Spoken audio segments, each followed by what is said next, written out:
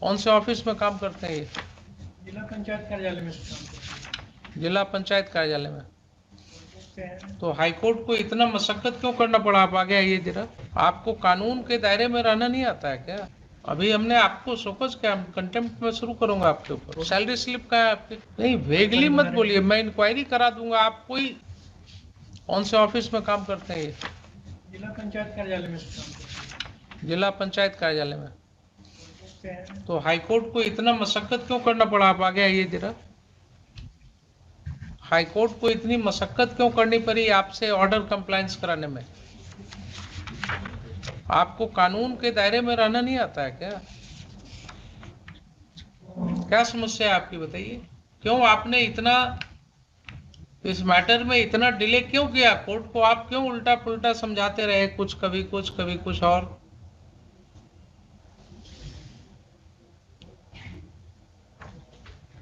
अभी हमने आपको शोकस क्या कंटेम्प्ट में शुरू करूंगा आपके ऊपर।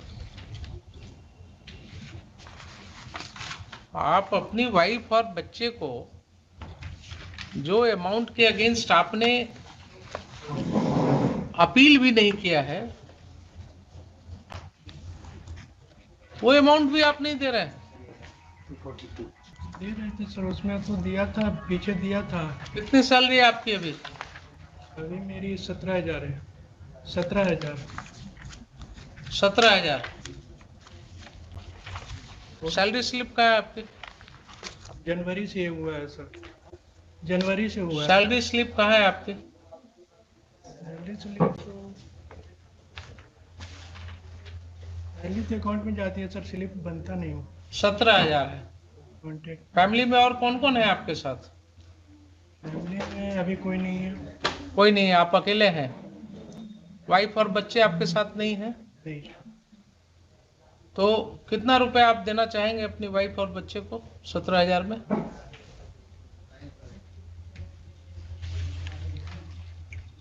उन्होंने इन्हांसमेंट के लिए प्रेयर किया है कि ये जो रुपया दिया गया है वो कम दिया गया है उनको, तो आप कितना रुपया उनको देना चाहेंगे?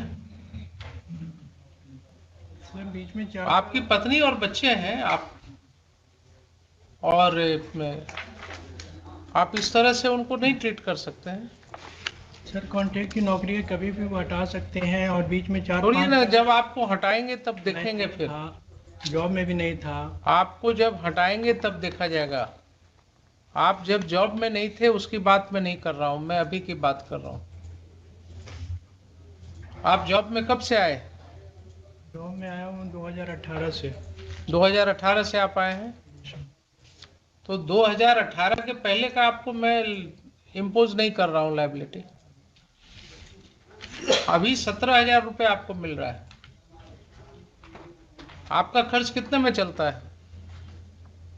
6-7 हज़ार रुपया लगभग। 6-7 हजार रुपया। और परिवार बड़ा है तो सब देखना पड़ता है, तो अभी तो आपसे हमने पूछा कि और कौन है आपके साथ, आपने कहा और कोई नहीं है। फैमिली वगैरह और देखना पड़ता है ना सर। नहीं, वेगली मत बोलिए, मैं इंक्वायरी करा दूंगा। आप कोई एक शब्द में मुझे मत समझाइए। आपके ऊपर और किसी की जिम्मेवारी है? नहीं, अभी नहीं है ना? तो आप साफ सुथरा बताइए, कोर्ट है। तो आपका खर्च कितने में चलता है? लगभग वही 5-6 हजार मान लिया। तो आपका खर्च अगर 5,000 रुपये में चलता है तो आपकी पत्नी को भी तो 5,000 रुपया चाहिए ना? 17 साल की बेटी भी हो गई। एक मिनट रुकिए तो जरा से। आपकी पत्नी को भी 5,000 रुपया चाहिए ना? नहीं चाहिए? आप 5,000 रुपया खाएंगे और आपकी पत्नी कैसे काम चलाएंगे अपना?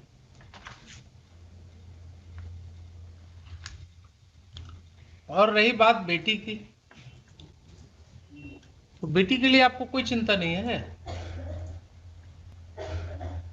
बेटी है, बड़ी हो गई, उसकी पढ़ाई लिखाई की चिंता आपको होनी चाहिए, उसके भविष्य की चिंता होनी चाहिए। तो आप अपनी पत्नी को और बच्ची को, दोनों को क्या बोल रहे हैं मिश्रा जी, बताइए। इनका कहना है कि वो पहले से कमाती थी, अभी भी कमाती है, ये इनका कहना था। कोई एविडेंस है?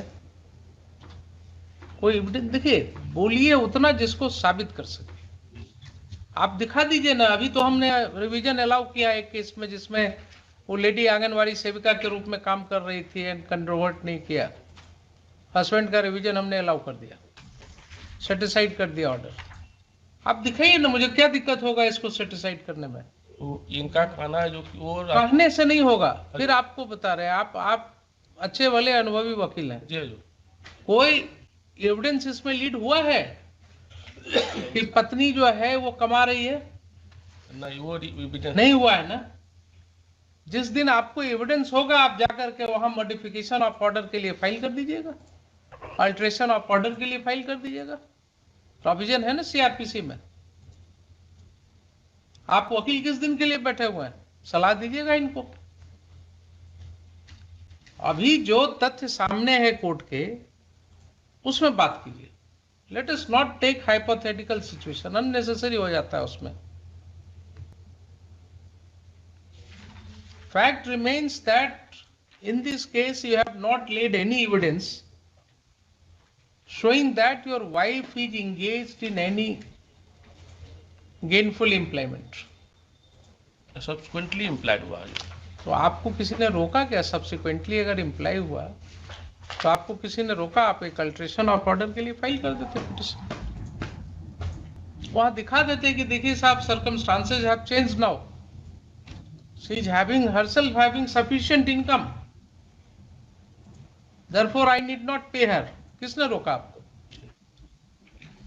तो ये तो 3 साल से अभी हाईकोर्ट को मशक्कत करनी पड़ रही है इनसे रुपया दिलाने में, जो जिसके अगेंस्ट इन्होंने अपील भी नहीं फाइल किया 3 साल से, वो रुपया भी नहीं दे रहे थे। सर्विस इनका ब्रेक कर गया था, ये बता रहा था।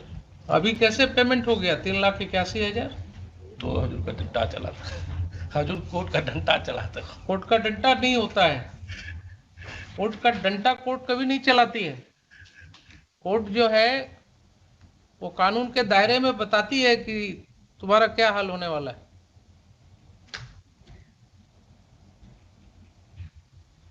अब छोटी सी बात रह गई है, इसको समाप्त करें हम लोग। अभी 17,000 इनकी सैलरी है, 2,500 रुपया इनकी वाइफ को है, 1,000 रुपया बेटी को है। ठीक है, आप इनको 5,000 रुपया दे दीजिए वाइफ को, और चलिए 2,000 रुपया दे दीजिए डॉटर को, 7,000 दे दीजिए। अगर वाइफ का कोई गेनफुल एम्प्लॉयमेंट होगा, आप मॉडिफिकेशन के लिए ऑर्डर पास कर दीजिए, ये पिटीशन फाइल कर लीजिएगा अल्ट्रेशन ऑफ ऑर्डर के लिए। That remedy is there. अगर 7,000 में 2 आपके फैमिली के मेंबर्स नहीं रह सकते हैं, मतलब रहेंगे, फिर भी आपको 10,000 रुपया आपके हाथ में बचता है। अदर प्रॉपर्टीज आपका जो भी होगा, there can not be anything less than this. तो अभी तो जो कॉन्ट्रैक्ट पर है, मान ली कल के दिन में ये होगा तो फिर अल्टरनेटिव हो आपको मिश्रा जी समझाने, समझ आपको समझाने की जरूरत है। आपको 5,000 तक क्यों कर पाए? समझाने की जरूरत नहीं है ना। हजूर हमारा ये भी हम कर्ज लेके दिए हैं, ये भी पेमेंट कर्ज लेके दिए हैं। पेमेंट तो बहुत धीरे धीरे बढ़ता है ना। वो कर्ज आप ऐसे ही लेते रहिएगा। आप जिस तरह से बिहेव कर रहे हैं अपने बच्चों के साथ, बेटी के लिए आपको कर्ज लेना पड़ रहा है। बेटी के लिए इतने दिनों से आपको ये नहीं समझ में आया कि 1,000 रुपया मिला है, वो दे दें कम से कम। उसके बच्ची का क्या दोष है साहब? आप लोग वाइफ हस्बैंड दोनों झगड़ा किए, उसमें उस बच्ची का क्या दोष है? आपको समझ में नहीं आती बात? जो बच्ची पैदा हुई उसका क्या दोष है इसमें?